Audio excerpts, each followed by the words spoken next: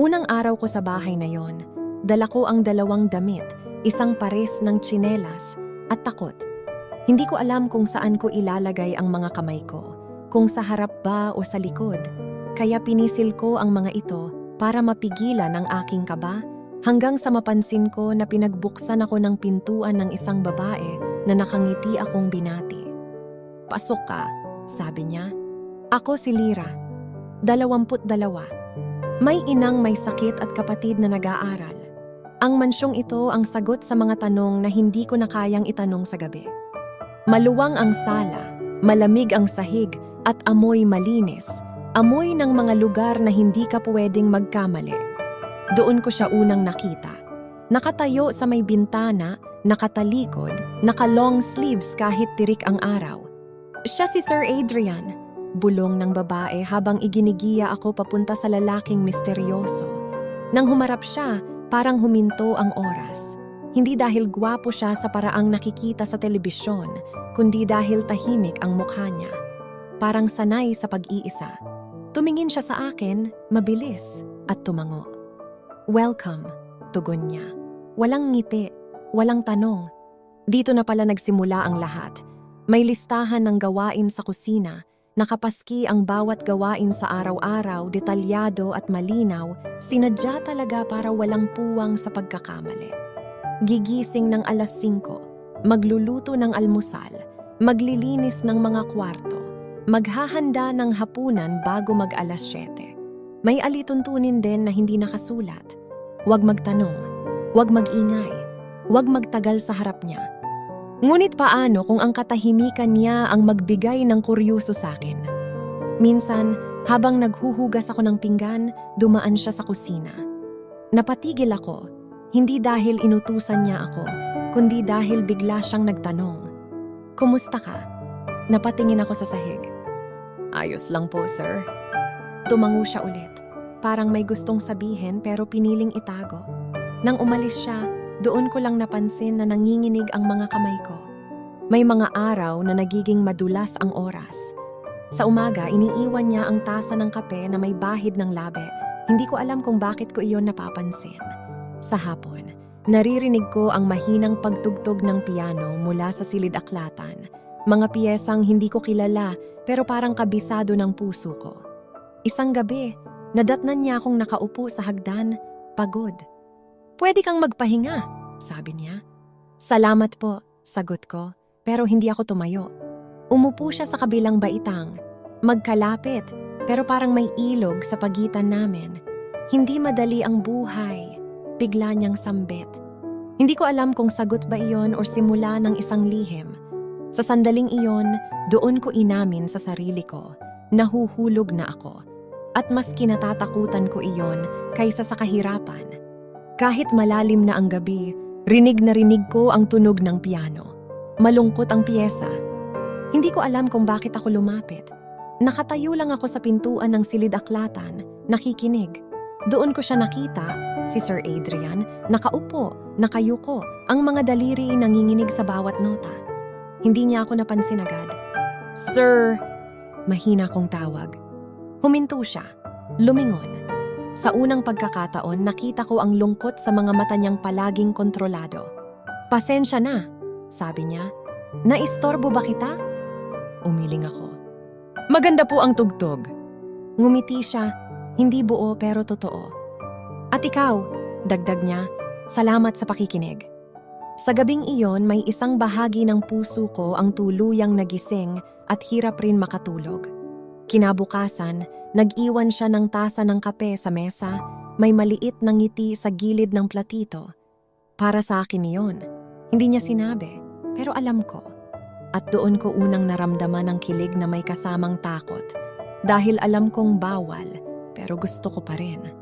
Umulan ng malakas kinahapunan. Nasa hardin ako, pilit inililigtas ang mga paso ng halaman nang biglang bumuhos ang ulan na parang may hinahabol na alaala. Nabasa ang laylayan ng damit ko at doon ko siya nakita, si Sir Adrian, may dalang payong, nakatayo sa may balkonahe. "Lyra!" tawag niya. Hindi niya ako tinatawag sa pangalan. Ngayon lang, lumapit siya at inilapit ang payong sa ulo ko. Magkalapit kami. Masyadong malapit. Naamoy ko ang pabango niya. Malinis, tahimik, parang siya.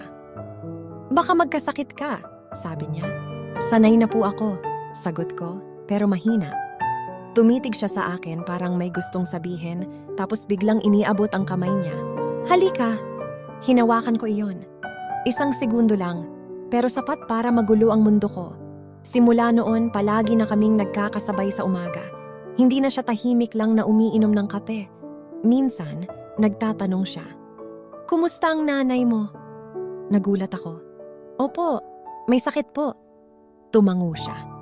"Kung kailangan mo ng pahinga, sabihin mo lang." Hindi ko alam kung bakit gusto kong umiyak sa simpleng alok na yon. May mga umagang nahuhuli ko siyang nakatingin sa akin. Kapag nahuli ko ang titig niya, agad siyang lumilingon. Parang kami lang ang may alam sa munting lihim. Isang gabi, naputulan ng kuryente. Nasa kusina ako, may hawak na kandila nang marinig ko ang mga yabag niya. "Takot ka ba sa dilim?" tanong niya. Umiling ako. Mas sanay po ako sa dilim kaysa sa liwanag. Natigilan siya. "Lyra," sa paraan ng pagkakasabi niya ng pangalan ko, parang may kasamang pagsusumamo.